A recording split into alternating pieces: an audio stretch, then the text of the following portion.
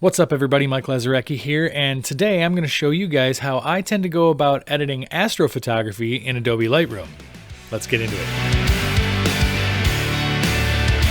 So recently I was lucky enough to get up north with my cousins and a couple of friends of theirs, and I had an opportunity on the first night to actually snap some really good shots of the Milky Way, and I wanted to show you guys how I go about processing those images in Adobe Lightroom to get the most out of them and make them pop as much as possible. So let's hop over into the computer and get into the editing. Okay guys, we're over here in Adobe Lightroom, and as you can see here, we have an astro shot here. You can see the Milky Way, the top of a tree down here, and this is what I would consider to be pretty close to a final edit, at least for this specific image. This is the image we're going to use for the tutorial, so I just wanted to show you what it would look like kind of more on the finished end, and we'll take a look at what it looks like without the edits on it. Now, in Adobe Lightroom, at least on Windows anyway, if you hold down the / key, it will show you a preview of what your photo looked like before any edits, and you can let go of it and it brings your edits back. So, now if you just hit it once quickly, it does take away your edits, but if you just hit / again, it'll bring those edits back. So anyway, you can see this is what this photo looked like right out of camera, which, you know, you can kind of see a little bit of the Milky Way here, and just from shooting these for a while, I knew that I had caught what I wanted there. But this is typically what you'll see out of camera when it comes to astrophotography. And in order to get shots that look more like this, or a little bit like this guy, for example, you have to do some creative editing to try to pull those colors out. There are some really incredible astrophotography lenses and specific cameras that people use sometimes for this stuff, which does bring that Milky Way out of the sky a little bit more prominently, but you're pretty much always going to end up having to do some kind of editing to accentuate this light anomaly that is the Milky Way. So let's go ahead and right click and go into our develop settings and hit reset to start from scratch, and I will show you guys how to go about editing this to bring that stuff out. The first thing we want to do is go into our basic tab here on the right, and what we want to do, because this is a night scene and our goal is to bring out these light anomalies and the stars and things like that, we actually want to bring up the exposure a little bit. So you can see that starts to bring out what we're looking for. And then we want to, rather than bring our highlights down and our shadows up like we would in some other types of brighter photos, we actually want to bring those highlights up, and we want to crush those shadows a little bit. And then to further accentuate that, we want to actually bring our whites up, and then we want to bring those blacks down. So you can see now that we're starting to add more contrast, and we can actually bring the contrast slider up, but it's a little bit more of like a, you know, blunt instrument when it comes to that. So I like to use these sliders down here. It gives me a little bit more control, I feel like. We can bring those whites up a little bit more to bring more of this into view. And you can see that we're already getting a pretty interesting look here, and without really doing a whole heck of a lot. So again, if we hold down our / key, we can see where we started, and we let it go. And you can see we're already starting to get the look that we're wanting. Now, in order to get some of these colors out of here, what we want to do is bring this vibrance up a little bit. We don't want to necessarily blast the saturation, because sometimes I think that makes it look just a little too artificial. But what we can do next is close up this basic tab and open up the HSL tab.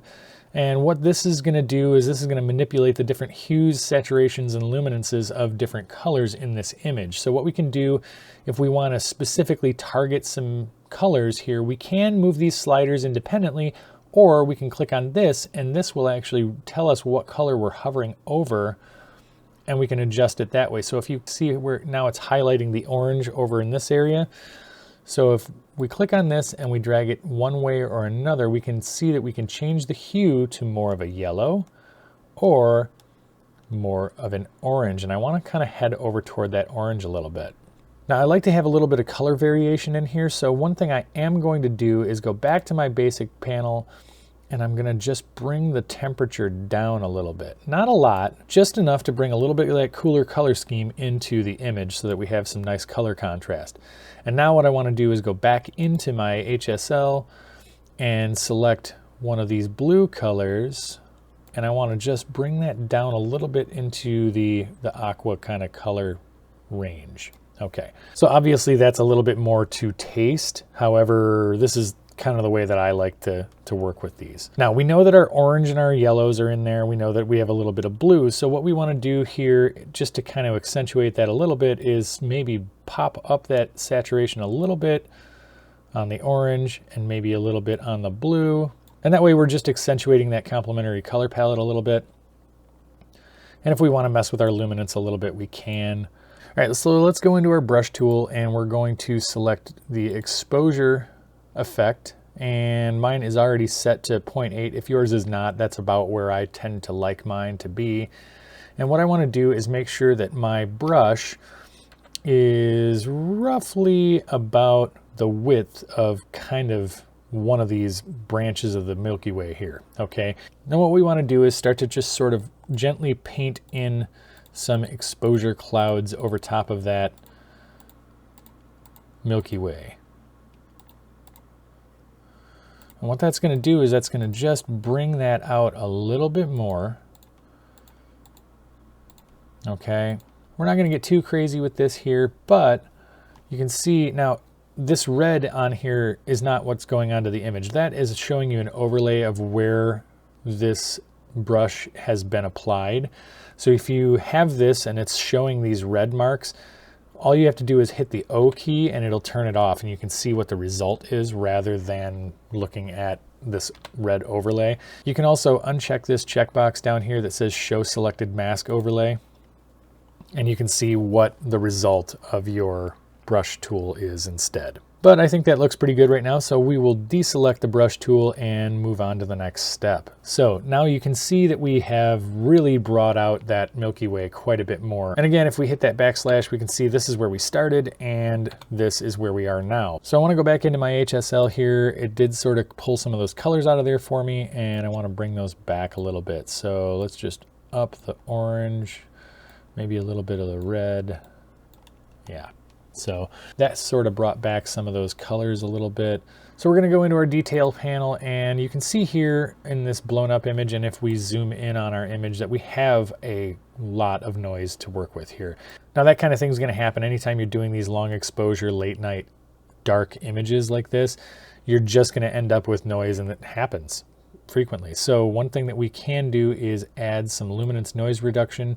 Now you don't want to get too aggressive with this, because if you do, then you will end up starting to alter the look of your image, because this noise reduction is going to start to look at some of the smaller stars as noise and start to try to take those out of view. So we want to try to keep it somewhere in the ballpark of probably 15 to 20, and that will still give us a really nice look. Now, as for sharpening, I like to sharpen up to roughly around 50. And then if you hold down the Alt button, you can kind of see a preview of some of this stuff. So I like to pop that radius up around the 1.2 or 1.3 mark.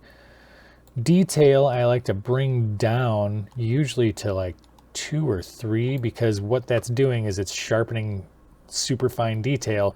So if it's up higher, it's going to start to sharpen and accentuate noise that's in the image. So that's another way we can start to bring some of that noise down. And then what we can do also is hold down that Alt key. If you hit masking and drag that slider, you can see that you are able to sort of specify what parts of the image we are sharpening, so that it's just focusing on the stars and maybe some of these other features like the trees that were down at the bottom there. Once we have that kind of dialed in, now, as you can see, we can't really see those trees down here in the bottom, which gives us a little bit of a scale perspective. So something we can do is use a graduated filter. And once again, we're using the exposure setting. We can leave it set to 0.8, and we want to just drag a graduated filter up from the bottom. And you can see that that just brings some of that shadow of the tree out.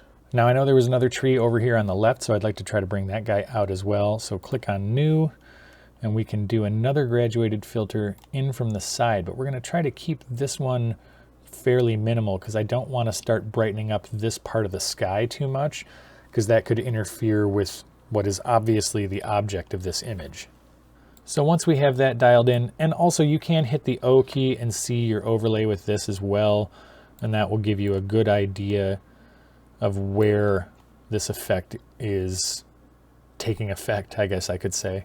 So now if we go back up to basic, we can tinker around with some of our saturation and the vibrance of this image. And you can see now we've really brought out those stars and the Milky Way. We can see a little bit of the trees in the foreground, which gives us just a little bit of a scale reference, which is always kind of cool. And yeah, aside from that, we pretty much can tinker around with some of our settings here and just dial it into taste. And yeah, I think we're just about there with this image. The only other thing I can see myself wanting to do is go back down into effects and add a vignette. I don't want it to affect those trees too heavily. So what I'm going to do is bring that midpoint down, feather it up to, we'll say about 85. And then I'm going to change this over to color priority, which will help to bring that out a little bit. And yeah, I think that's about where I want this image to be. So here's the before, and here is the after. That looks pretty darn good. So there you go, guys. Some quick tips on how to edit some astrophotography shots in Adobe Lightroom to get the most out of those images. So let me know in the comments if you guys are interested in me doing a tutorial on how to shoot those kind of images. And if it seems like something you guys are interested in, maybe I'll see if I can get something set up to do that. And as a little bit of a channel update, I want to give you guys a heads up that I'm going to start to try to kind of move a little bit further away from doing all the gear reviews and more stuff like this where we're actually creating more artwork, because I feel like that's really what I'm in this for. This is what I enjoy doing. There will still be gear-related episodes. I have several gear-related episodes scheduled and planned already. I'm not going to completely stop doing gear stuff, but I do want to do more of these kinds of things where we're sitting down and actually going over how to do some cool visual art, because for me, that's really what this is all about, is actually creating amazing visuals. In addition to that, there could be a couple of changes as far as this backdrop might change in the next couple of weeks. I'm trying to figure out a different setup for my little studio space here. So yeah, expect some changes and some more content either way. And as always, I hope you guys enjoyed this video. If you did, do me a favor and hit that thumbs up. Consider subscribing if you aren't already. And yeah, aside from that, I will see you guys next week. Later.